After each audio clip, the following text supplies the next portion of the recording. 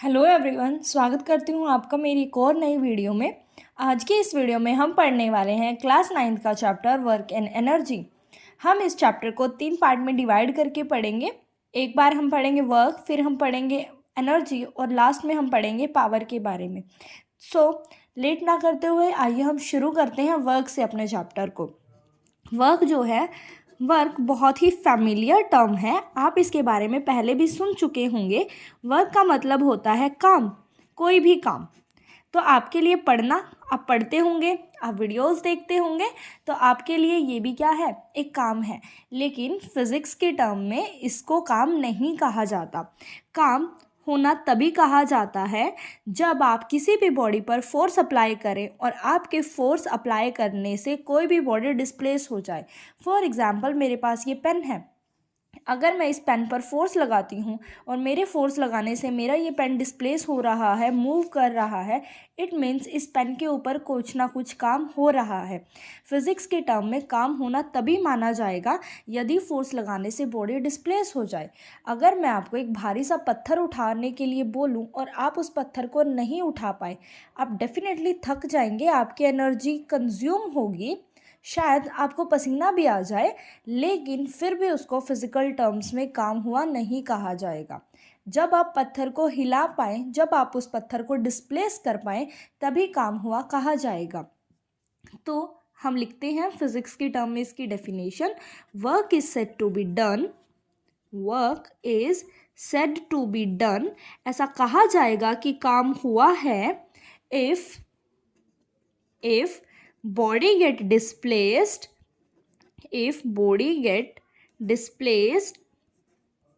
in the direction of applied force. If body get displaced in the direction of applied force, अगर आपकी body applied force की direction में displace होती है तो ही वर्क हुआ कहा जाएगा, अदरवाइज वर्क हुआ नहीं माना जाएगा। तो इसी से वर्क का फॉर्मूला बनता है। सपोज देखिए, ये फ्लोर है, सपोज ये फ्लोर है या अर्थ का सरफेस है, इसके ऊपर ये एक बॉडी रखी है, इस बॉडी के ऊपर आपने फोर्स लगाया और फोर्स लगाने से ये आपकी बॉडी इस पोजीशन से इस वाली पोजीशन पर आ जाती है, मतलब अपनी जगह से थोड़ा सा डिस्प्लेस हो जाती है। डिस्प्लेसमेंट को हम डिनोट करते हैं एस से। तब आप कहेंगे क्योंकि फोर्स लगाने से बॉडी डिस्प्लेस हुई है तो हाँ, यहाँ पर काम हुआ है। पर कितना काम हुआ है, उस काम को हम मेज़र करते हैं F मल्टीप्लाई एस से। फोर्स को आप डिस्प्लेसमेंट के साथ मल्टीप्लाई करेंगे, जो भी आपका आंसर आएगा वही होगा काम। क्या इतना हमें समझ आया? अब बात करते हैं वर्क की एसआई यूनिट्स पर। तो देखिए, जो वर्क होता है, वर्क इक्वल होता है फोर्स मल्टीप्लाई डिस्प्लेसमेंट के। फोर्स के एसआई यूनिट होते हैं न्यूटन और डिस्प्लेसमेंट के एसआई यूनिट होते हैं मीटर। तो वर्क के एसआई यूनिट हो गए न्यूटन मीटर। आप इसको न्यूटन मीटर भी बोल सकते हैं या फिर आप इसको जूल भी बोल सकते हैं। न्यूटन मीटर इक्वल होता है जूल के और जूल को डिनोट किया जाता है कैपिटल जे से। हम एक और यूनिट के बारे में बात कर सकते हैं।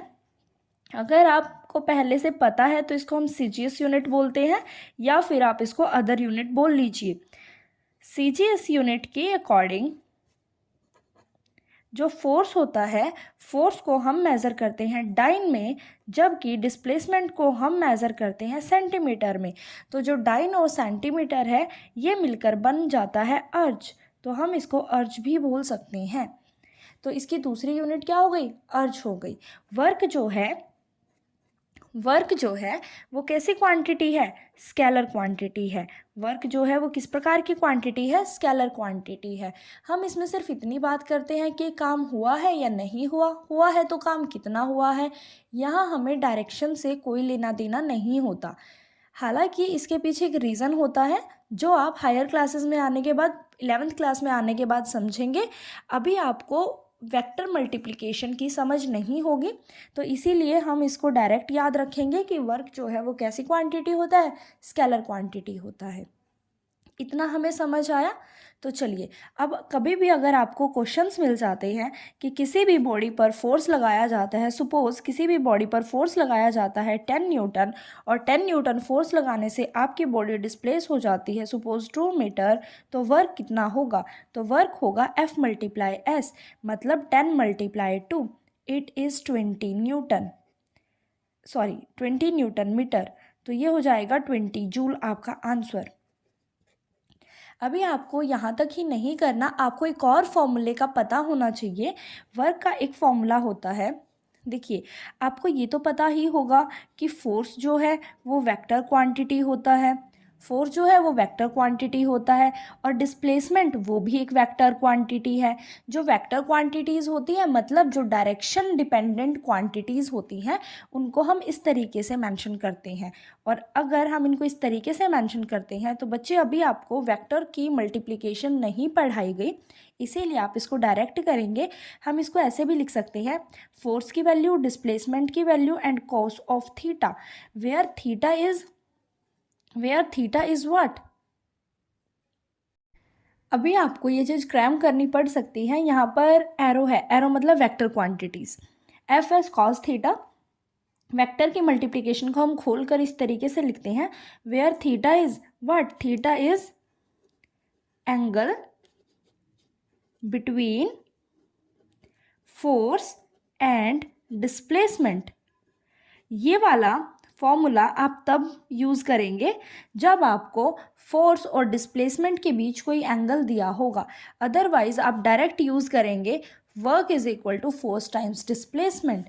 मैं यहाँ भी इसको लगा सकती हूँ, इस वाली सिचुएशन में भी मैं इसको अप्लाई कर सकती थी, work is equal to F S cos theta. तो देखिए बच्चे, यहाँ पर फोर्स जो है वो यहाँ लगाया गया है, जो डिस्प्लेसमेंट हो रही है वो भी आगे की तरफ हो रही है, फोर्स भी इधर ही है और डिस्प्लेसमेंट भी इधर ही है, तो ये दोनों सेम डायरेक्शन में हुए, तो इनके बीच का जो एंगल हुआ वो हो गया 0 डिग्री, एफ एस। तो ये हो गया 0 डिग्री, और अगर आप यहाँ पर एंगल की जगह पर 0 डिग्री लिखते हैं तो ये जो कोस 0 है ना, ये अपने आप में पूरा 1 बन जाता है, तो ये बन जाएगा अगेन F टाइम्स S। तो इसीलिए आप ज़्यादातर वर्क का formula F time S use करेंगे, पर अगर आपके पास कभी भी एंगल के बारे में बात होती है तब आप ये वाला फॉर्मूला अप्लाई करेंगे, और ये वाला फॉर्मूला याद रखना ज़रूरी है। यहाँ पर ये कॉस थीटा एक ट्रिग्नोमेट्रिक फंक्शन होता है, ये आप अपने 10th क्लास में आने के बाद इसके बारे में पढ़ेंगे। अभी के लिए मैं आपको बता दूं कि कॉस की वैल्यू यदि कॉस 0 होता है तो उसको आपको 1 लिखना है, कॉस यदि 90 डिग्री है तो आपको उसको 0 लिखना है, और कॉस यदि 180 डिग्री है तो उसको आपको -1 लिखना है। ये तीनों वैल्यूज़ आपको डेफिनेटली याद करनी है, बिकॉज ये आपके क्वेश्चंस में यूज़ होंगी। तो ये वाला फॉर्मूला एनसीईआरटी में दिया हुआ है, बट ये फॉर्मूला कैसे आया, उसके डेरिवेशन या उसके बारे में ज़्यादा कुछ एनसीईआरटी में अभी नहीं है, और ना ही इतनी सारी चीज़ें अभी आपको मतलब समझनी है। अभी आप सिर्फ डायरेक्ट याद रखें एफ एस कॉस थीटा, आपको याद हो जाएगा। अगर आपको यहाँ तक चीज़ें समझ आ गई हैं तो आइए अब करते हैं आपके टेक्स्ट बुक के कुछ क्वेश्चन। आपके टेक्स्ट बुक में जो सबसे पहला क्वेश्चन दिया गया है वो ये दिया गया है, यदि किसी बॉडी पर फोर्स अप्लाई किया जाए 5 न्यूटन और वो बॉडी यदि डिस्प्लेस होती है 2 मीटर, उसकी डिस्प्लेसमेंट आपको 2 मीटर दी गई है, तो वर्क बताएं। तो वर्क होता है F multiply S, it will be 5 into 2 and answer will be 10 newton metre और 10 जूल। सिमिलरली आपको नेक्स्ट क्वेश्चन दिया हुआ है जो कि अनसोल्ड क्वेश्चन है। अनसोल्ड क्वेश्चन आपको दिया है कि एक बॉडी पर फोर्स अप्लाई किया जाता है 7 न्यूटन और फोर्स की ही डायरेक्शन में बॉडी डिस्प्लेस होती है 8 मीटर, तो आप वर्क बताएं। तो आप इसको सिंपली मल्टीप्लाई करेंगे और आंसर निकाल देंगे, आंसर विल बी 56 जूल। अब बढ़ते हैं थर्ड क्वेश्चन की तरफ।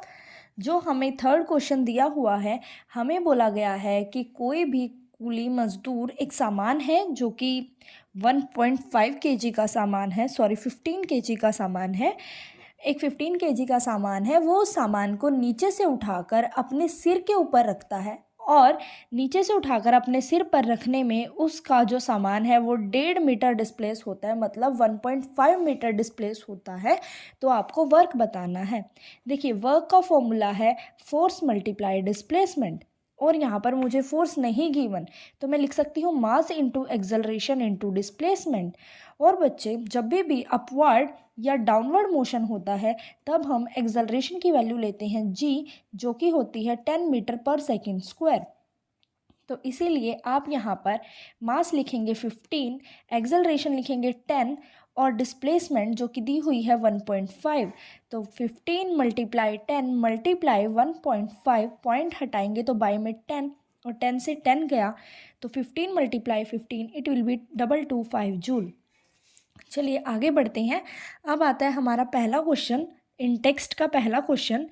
इन टेक्स्ट के पहले क्वेश्चन में हमें बोला गया है कि कब कहें व्हेन विल यू से वर्क इज़ डन, ऐसा कब कहा जाएगा कि काम हुआ है। ये है वर्क की डेफिनेशन। ये आप डेफिनेशन में से कर सकते हैं कि work is set to be done, ऐसा कहा जाएगा कि काम हुआ है when body get displace in the direction of applied force, जब आपकी बॉडी फोर्स की डायरेक्शन में डिस्प्लेस हो जाए। तो ये हो गया आपका फर्स्ट क्वेश्चन। अब आते हैं सेकंड क्वेश्चन पे। सेकंड क्वेश्चन में उन्होंने हमसे पूछा है वर्क का एक्सप्रेशन। वर्क का एक्सप्रेशन मतलब वर्क का formula, it is F S cos theta, और simply you can say work is equal to F times S. अब आते हैं थर्ड क्वेश्चन पर, जिसमें उन्होंने कहा है कि 1 जूल ऑफ वर्क को आप डिफाइन करें। देखिए, वर्क इक्वल होता है फोर्स टाइम डिस्प्लेसमेंट। अब क्या मैं वर्क को एक बारी के लिए 1 न्यूटन रख लूँ? क्या मैं डिस्प्लेसमेंट को एक बारी के लिए 1 मीटर कर लूँ? ये मैंने खुद से सब्सटीट्यूट किया। लेट करें कि फोर्स 1 न्यूटन और डिस्प्लेसमेंट भी 1 मीटर। जब भी आपको कोई भी चीज़ 1 न्यूटन या 1 जूल या 1 मीटर कुछ भी इस तरीके से डिफाइन करने के लिए दी जाती है, तो आप जैसे यहाँ पर मुझे 1 जूल दिया है, तो 1 जूल वर्क की यूनिट है। तो हम सबसे पहले वर्क का एक्सप्रेशन लिखेंगे। वर्क के एक्सप्रेशन में जो भी फिजिकल क्वांटिटीज़ यूज़ हो रही हैं उन दोनों को आप 1 अज्यूम करेंगे। तो 1 इंटू 1 हो गया 1 न्यूटन मीटर। तब 1 और न्यूटन और मीटर को हम बोल सकते हैं जूल। तो देखिए, 1 जूल मेरा तब आएगा ना जब मैं इन दोनों को 1 करूँगी। तो जब भी कुछ डिफाइन करना आए तो हमें इसी तरीके से करना है। तो यहाँ पर मेरे पास आया 1 जूल। तो 1 जूल वर्क कब हुआ? जब बॉडी पर 1 न्यूटन फोर्स लगाया गया, और 1 न्यूटन फोर्स लगाने से बॉडी 1 मीटर डिस्प्लेस हुई। तो हम कह सकते हैं work is said to be 1 joule, कि वर्क को 1 जूल कहा जाएगा when 1 newton of force is applied when 1 newton of force is applied to a body and body get displaced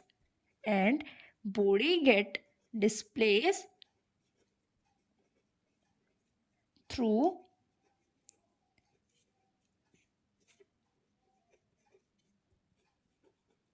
जब आप क्या करें, किसी भी बॉडी पर 1 जूल वर्क हुआ ऐसा कहेंगे जब 1 न्यूटन का फोर्स बॉडी पर लगाया जाए और बॉडी 1 मीटर डिस्प्लेस हो, तभी हम कहेंगे कि हाँ 1 जूल का वर्क हुआ है।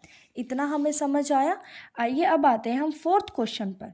फोर्थ क्वेश्चन में हमें कहा गया है, ये आपकी टेक्स्ट बुक के क्वेश्चंस हैं। आपको फोर्थ क्वेश्चन में कहा गया है कि एक बैल की जोड़ी है। बैल की जोड़ी किसान के पास खेत जोतने के लिए है। तो वो बैल की जोड़ी किसान के खेत में 1 न्यूटन का फोर्स लगाती है और खेत को जोतती है। खेत की जो डिस्प्लेसमेंट है, खेत की जो लंबाई है वो 15 मीटर है। तो यहाँ पे आपसे पूछा है कि ये बताएं बैलों ने कितना काम किया। तो वर्क का फॉर्मूला होता है again F times S। F is 140 and displacement is 15। तो जब आप इन दोनों को मल्टीप्लाई करेंगे तो आंसर विल बी 2100 जूल। तो ये हो गया आपका आंसर। आइए बढ़ते हैं अगले सब टॉपिक पर, जो कि है टाइप्स ऑफ वर्क डन। ये बहुत ही इम्पॉर्टेंट टॉपिक है। आइए अब बढ़ते हैं अगले टॉपिक पर, जो कि है types of work done. Types of work done, work done के टाइप। तो वर्क जो है वो 3 टाइप का होता है। One is positive work done. One is positive work done. Second one is negative work done. And third one is zero work done. One by one हम तीनों को समझते हैं और साथ में इनके एग्जाम्पल्स भी समझते हैं। तो सबसे पहले हम समझते हैं पॉजिटिव वर्क डन को। पॉजिटिव वर्क डन को, अगर आप किसी भी बॉडी पर फोर्स लगाते हैं और फोर्स लगाने से आपकी बॉडी फोर्स की ही डायरेक्शन में डिस्प्लेस होती है, हाँ फोर्स लगाते हैं और फोर्स लगाने से आपकी बॉडी फोर्स की ही डायरेक्शन में डिस्प्लेस होती है, तब आप कहेंगे कि बॉडी के ऊपर जो वर्क हुआ है वो पॉजिटिव वर्क डन हुआ है, क्योंकि उस केस में वर्क हो जाएगा एफ एस कॉस थीटा। क्योंकि ये दोनों सेम डायरेक्शन में हैं तो एंगल बनेगा 0 डिग्री। फोर्स भी इसी डायरेक्शन में है, डिस्प्लेसमेंट भी इसी डायरेक्शन में है, तो एंगल बनेगा 0 डिग्री और cos 0 की वैल्यू होती है +1। इसीलिए आपका जो वर्क आएगा वो प्लस एफ एस आएगा, तो हम इसको कहेंगे positive work done. Positive work done when body displace in the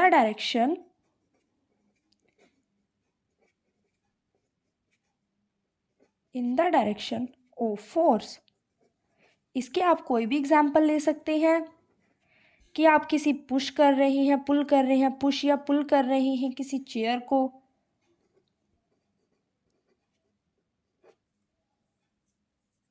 अब आते हैं हम दूसरे वर्क डन पर, जो कि है ज़ीरो वर्क डन। अब आप कैसे कह सकते हैं कि ज़ीरो वर्क हुआ है? देखिए बच्चे, सपोज एक डोंकी है और डोंकी की यहाँ पर बैक के ऊपर कोई सामान रखा है। डोंकी की बैक के ऊपर क्या रखा है? सामान रखा है, और डोंकी इस सामान को लेकर आगे बढ़ता हुआ जा रहा है।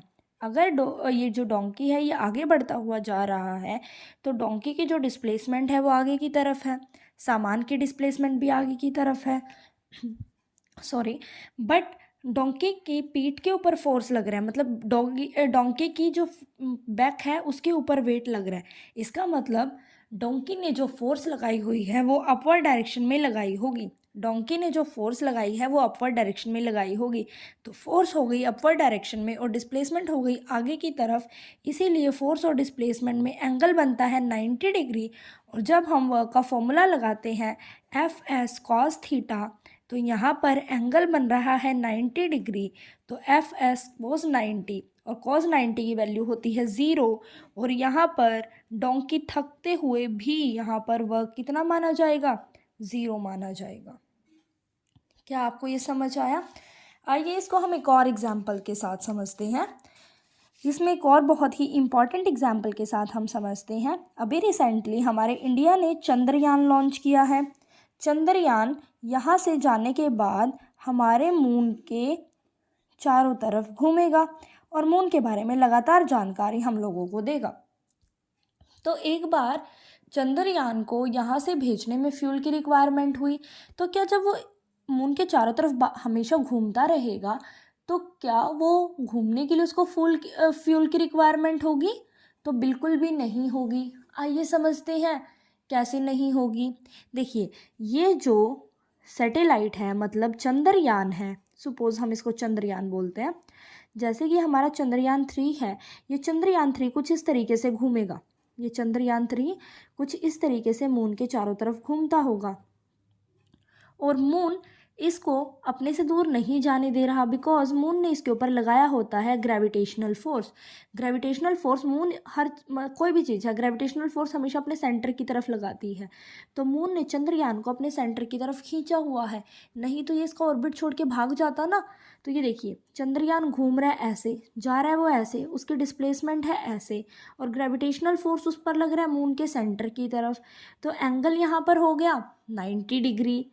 एंगल अगर यहाँ पर 90 डिग्री हो गया तो जब हम वर्क निकालेंगे एफ एस कोस 90 से, तो वर्क डन की वैल्यू क्या आएगी? 0। तो इसका मतलब इसके ऊपर कोई वर्क ही नहीं हो रहा। इसके वर्क नहीं हो रहा तो इसकी कोई एनर्जी ही यूज़ नहीं हो रही, या एनर्जी ख़त्म ही नहीं हो रही। जब इसकी एनर्जी ख़त्म ही नहीं होगी तो हम इसको और एनर्जी क्यों देंगे। क्या आपको ये चीज़ें समझ आई। तो यहाँ पर कोई भी बॉडी, कोई अगर अर्थ के अराउंड कोई भी सैटेलाइट मूव करता है तो सैटेलाइट के केस में वर्क डन हमेशा ज़ीरो ही होता है, क्योंकि ग्रेविटेशन फोर्स लगता है सेंटर की तरफ और बॉडी घूम रही होती है ऐसे।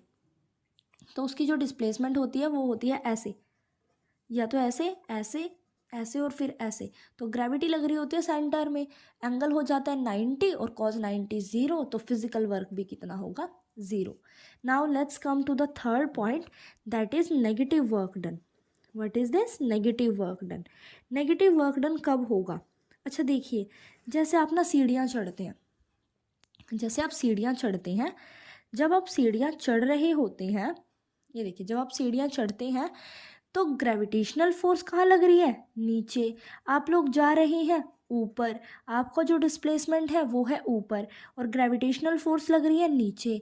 इस केस में जब मैं वर्क डन निकालूंगी तो ये आएगा एफ एस कॉस थीटा, क्योंकि ग्रेविटी नीचे लग रही है और डिस्प्लेसमेंट ऊपर है, तो इन दोनों में एंगल बनेगा 180 डिग्री। और यहाँ पर जब हम सब्सटीट्यूट करेंगे एफ एस कोस 180 डिग्री और कॉस 180 डिग्री की वैल्यू होती है -1, तो आंसर आएगा -FS। तो यही हो जाएगा नेगेटिव वर्क डन। यहाँ नेगेटिव वर्क डन सिर्फ ये दिखा रहा है कि फोर्स की डायरेक्शन डिस्प्लेसमेंट से उल्टी है। यदि यहाँ पर मैं कहूँ वर्क डन बाय यू, आप जो सीढ़ियाँ चढ़ रहे हो जिसमें आपकी मसल्स काम कर रही हैं, आपकी मसल्स ने कौन सा काम किया, तो बच्चे आपकी मसल्स तो आपको ऊपर चढ़ा रही है ना, तो work done by you, force आप वाला मल्टीप्लाई डिस्प्लेसमेंट, आप भी फोर्स ऊपर लगा रहे हैं, पैर ऊपर उठा रहे हैं, आपकी डिस्प्लेसमेंट भी ऊपर हो रही है। तो यहाँ पर दोनों चीज़ें सेम डायरेक्शन में होने से एंगल बनेगा 0 डिग्री और आपका आंसर कोस 0 की वैल्यू होती है +1, तो आपका वर्क आएगा प्लस का FS। बट अगर आपसे पूछते हैं work done by gravitational force, gravitational force नीचे लग रहा है, सीढ़ियाँ ऊपर चढ़ी जा रही हैं, तब आपका आंसर आएगा negative work done. I hope आपको ये वर्क की टाइप, वर्क की डेफिनेशन और सारी चीज़ें क्लियर हो गई हैं। अगर आपको सारी चीज़ें अच्छे से क्लियर हुई हैं, समझ आई हैं, तो चैनल को सब्सक्राइब करना, वीडियो को लाइक करना और शेयर करना ना भूलें। Thank you.